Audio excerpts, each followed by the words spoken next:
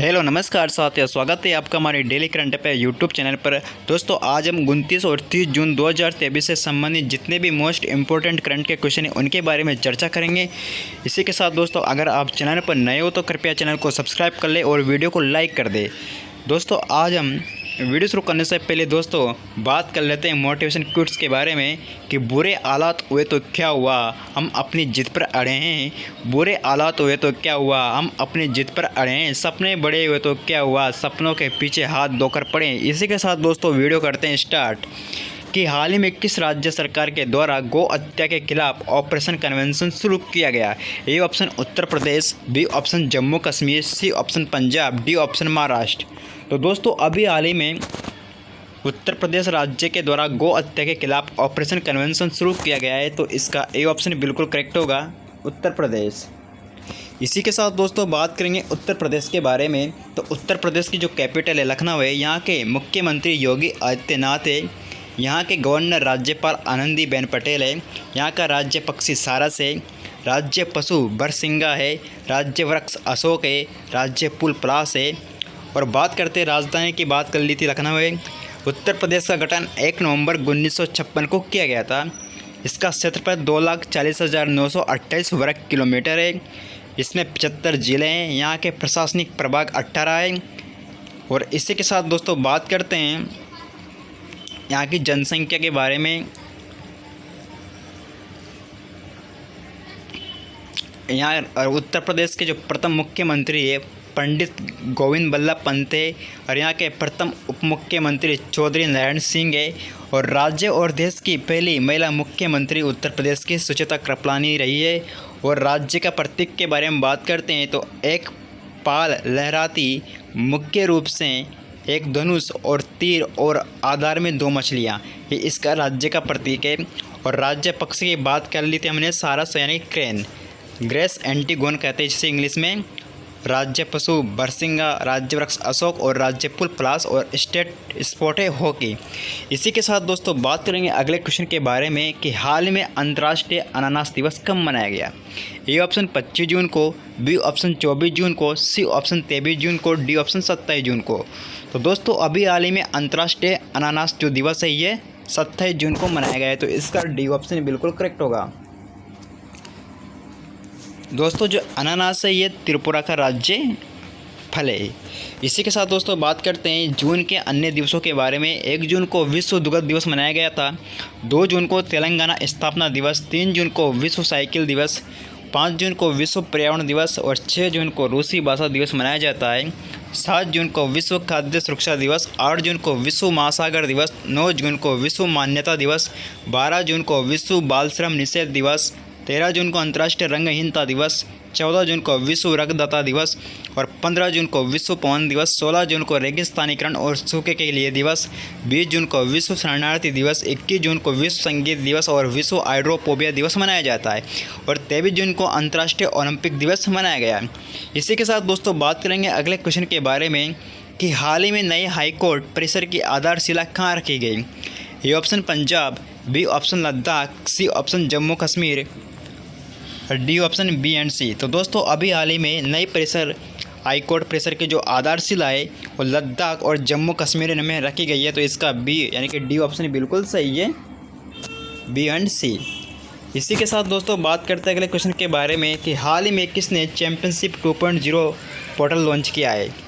ए option Mukul Goyal, B option Narayan Rane, C option Siddharth Moti, D option Mayank Agarwal. तो दोस्तों अभी हाल ही में नारायण राणे के द्वारा चैंपियनशिप 2.0 पोर्टल लॉन्च किया गया है, तो इसका बी ऑप्शन बिल्कुल करेक्ट होगा। इसी के साथ दोस्तों बात करेंगे अगले क्वेश्चन के बारे में कि हाल ही में सरकार ने पशु चिकित्सा दवाओं के लिए एनओसी देने के लिए कौन सा पोर्टल शुरू किया है। A option Nandi portal, B option Pashu portal, C option veterinary portal, D option smile portal.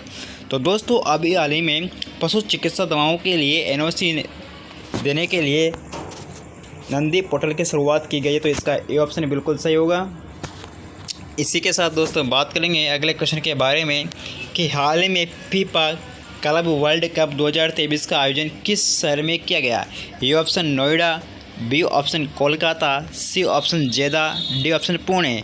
तो दोस्तों अभी हाल ही में फीफा क्लब वर्ल्ड कप 2023 का आयोजन जेदा में किया गया है। तो इसका सही ऑप्शन बिल्कुल सही होगा, जेदा।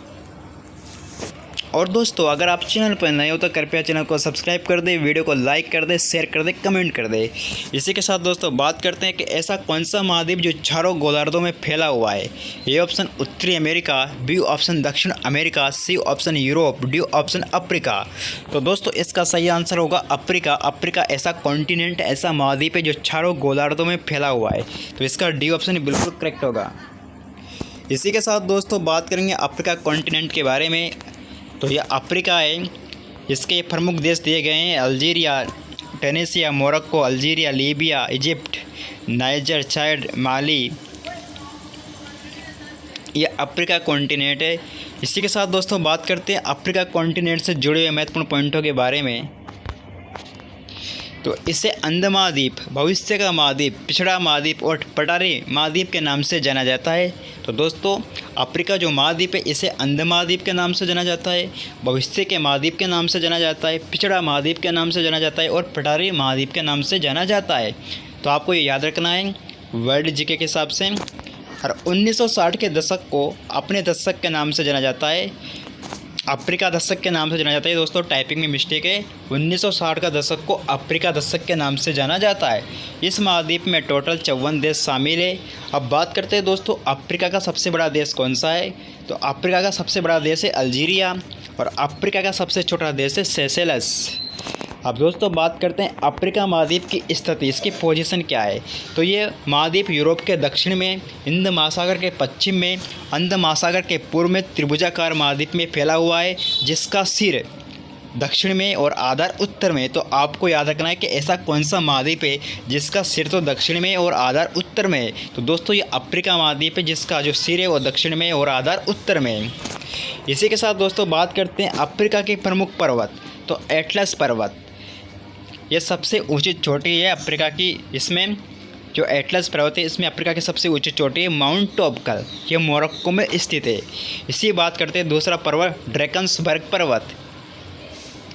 इस पर्वत से ऑरेंज नदी का उद्गम होता है जो अंध महासागर में गिरती है। इसी के बाद दोस्तों जो यह पर्वत है ड्रैकन्सबर्ग पर्वत, इसमें विट वाटर रेंड पहाड़ी स्थित है जो पर्वतीय क्षेत्र में स्थित है, जो सोने के लिए प्रसिद्ध है। और यहाँ पास में जोहान्सबर्ग में विश्व की सबसे बड़ी स्वर्ण मंडी भी स्थित है। इसी के साथ दोस्तों बात करते हैं केन्या पर्वत, एक केन्या में स्थित है। और किलिमंजारो ये तंजानिया में स्थित है। अफ्रीका का स्वच्छ पर्वत है, स्वच्छ सबसे ऊंचा पर्वत माना जाता है और एक प्रकार का ज्वालामुखी पर्वत है। और रोम जोरो पर्वत। इसी के साथ दोस्तों बात करते हैं अफ्रीका महाद्वीप के प्रमुख पठार। तो अगहर का पठार अल्जीरिया में स्थित है, कोरू का पठार साउथ अफ्रीका में स्थित है, इथोपिया का पठार इथोपिया में स्थित है, कटंगा का पठार कांगो गणराज्य में स्थित है। और इसे अफ्रीका महाद्वीप के खनिजों का अजायब घर कहा जाता है। और दोस्तों बात करते हैं पूर्व अफ्रीकन पठार। यह पठार अफ्रीका के पूर्व क्षेत्र में केन्या, युगांडा, तंजानिया में फैला हुआ है। और इसका पूर्वी क्षेत्र केन्या को मानव की जन्म स्थली कहा जाता है। और केन्या में मसाई जनजाति मसाई मारा क्षेत्र में पाई जाती है। अब दोस्तों बात करते हैं अंगोला का पठार। अब इसी के साथ दोस्तों अफ्रीका की प्रमुख जनजातियाँ इनको भी देख लेते हैं, ये मोस्ट इम्पोर्टेंट पॉइंट है। अफ्रीका की प्रमुख जनजाति पिग्मी जनजाति यह कांगो नदी बेसिन में पाई जाती है, बुद्धू जनजाति यह सहारा मरुस्थल में पाई जाती है, और बुशमैन जनजाति यह कालाहारी मरुस्थल में पाई जाती है। मसाई जनजाति पूर्वी अफ्रीका केन्या में पाई जाती है, और जूरो जनजाति यह दक्षिण अफ्रीका में पाई जाती है। इसी के साथ दोस्तों बात करते हैं अगले क्वेश्चन की कि भारत में कहाँ 2 दिवसीय स्टार्टअप 20 शिखर सम्मेलन की मेज़बानी करेगा। A option Gorakhpur, B option Gurugram, C option Kotra, D option Mumbai. तो दोस्तों भारत गुरुग्राम में 2 दिवसीय स्टार्टअप 20 शिखर सम्मेलन की मेज़बानी करेगा। तो इसका बी ऑप्शन बिल्कुल सही है, गुरुग्राम। इसी के साथ दोस्तों बात करेंगे अगले क्वेश्चन के बारे में कि हाल ही में कौन सा बैंक क्रेडिट कार्ड आधारित यूपीआई भुगतान का अनुमति देने वाला पीएसबी बन गया है। A option RBI bank, B option SBI bank, C option Canara bank, D option Baroda bank.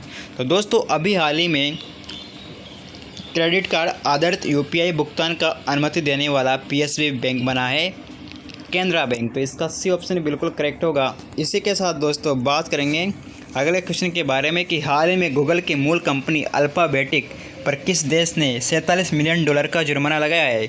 A option रूस, B option China, C option Pakistan, D option Canada.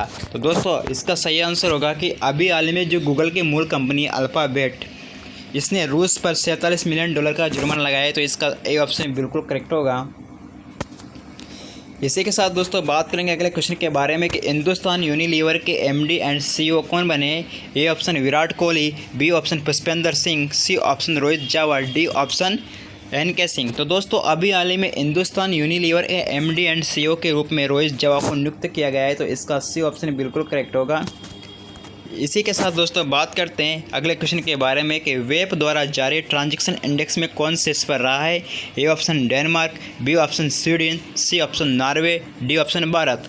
तो दोस्तों वेब द्वारा जारी ट्रांजैक्शन इंडेक्स में अभी हाल ही में स्वीडन टॉप पर रहा है। तो इसका ए ऑप्शन बिल्कुल करेक्ट होगा। और इसी के साथ दोस्तों बात करते हैं डेनमार्क। तो दोस्तों डेनमार्क सेकंड स्थान पर रहा है और नॉर्वे थर्ड स्थान पर रहा है। इसी के साथ दोस्तों बात करते हैं अंतिम लास्ट क्वेश्चन के बारे में कि पहली महिला कबड्डी लीग का खिताब किसने जीता? A option Punjab Panthers, B option Great Maratha, C option Haryana Hustlers, D option Uma Kolkata. तो दोस्तों अभी हाल ही में पहली महिला कबड्डी लीग का जो खिताब है पंजाब पैंथर्स के द्वारा जीता गया है। तो इसका ए ऑप्शन बिल्कुल करेक्ट होगा। इसी के साथ दोस्तों इसका आयोजन 12 जून से 27 जून के मध्य किया गया था और पहली महिला कबड्डी लीग, इसमें 8 टीमों ने हिस्सा लिया था। अब बात करते हैं दोस्तों अब जो पंजाब पैंथर्स है इसने उमा कोलकाता को हराकर पहली महिला कबड्डी लीग का खिताब जीता है। तो इसी के साथ दोस्तों बात करते हैं वुमेन कबड्डी लीग। तो इसका उद्देश्य क्या था? तो दोस्तों इसका उद्देश्य था कि महिलाओं को सशक्त बनाना और ग्रामीण क्षेत्रों में कबड्डी खिलाड़ियों के विकास को मजबूत ध्यान देना। तो दोस्तों आज के लिए इतना ही पर्याप्त है। अगर आपको वीडियो अच्छी लगी हो तो आप वीडियो को लाइक करें, शेयर करें और सब्सक्राइब करें। इसी के साथ दोस्तों मिलते हैं नेक्स्ट वीडियो पर। जय हिंद, जय भारत, धन्यवाद।